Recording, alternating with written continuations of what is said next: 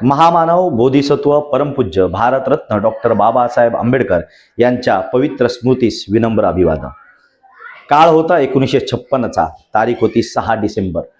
या दिवशी बाबासाहेब आंबेडकर यांचा परिनिर्वाण झाला ही बातमी सर्वत्र महाराष्ट्रामध्ये, संपूर्ण तालुक्यामध्ये, जिल्ह्यामध्ये वाऱ्यासारखी पसरली। आणि खऱ्या अर्थाने ज्यावेळेस ही बातमी कोल्हापूरच्या एका गावात पोहोचली त्यावेळेचे त्या ठिकाणचे गृहस्थ अस्तव्यस्त झाले। त्यांना ते दुःख अनावर झालं, त्यांना ते दुःख सहन होत नव्हतं। परंतु त्यांच्यामध्ये एक निश्चय होता, महामानव डॉक्टर बाबासाहेब आंबेडकर यांचा जे अंत्यसंस्कार आहे, ज्यांची ती महापरिनिर्वाण दिन आहे, हा महापरिनिर्वाणाचं संपूर्ण छायाचित्रकरण करायचं। परंतु त्यावेळेचा काळ, त्यावेळेची परिस्थिती लक्षात घेता त्यांच्याकडे अशी उपकरणं उपलब्ध नव्हती, कॅमेरा उपलब्ध नव्हता। महामानव डॉक्टर बाबासाहेब आंबेडकर यांचा महापरिनिर्वाण दिनाचे दुःख हे संपूर्ण देशाला कळालं पाहिजे, येणाऱ्या पिढीला कळालं पाहिजे, संपूर्ण भारत देशाच्या लक्षात राहिलं पाहिजे, अशी दृढ निष्ठा त्यांनी बाळगली।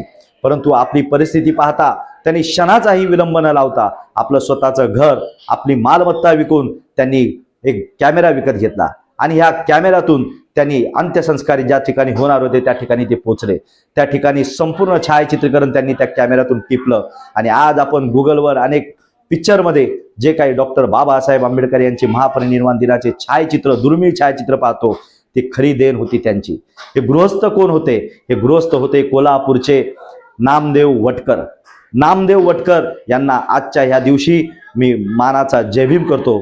तसेच भारतरत्न डॉक्टर बाबासाहेब आंबेडकर यांना त्यांच्या पवित्र स्मृतीस विनम्र अभिवादन करतो। जय भीम, जय शिवराय।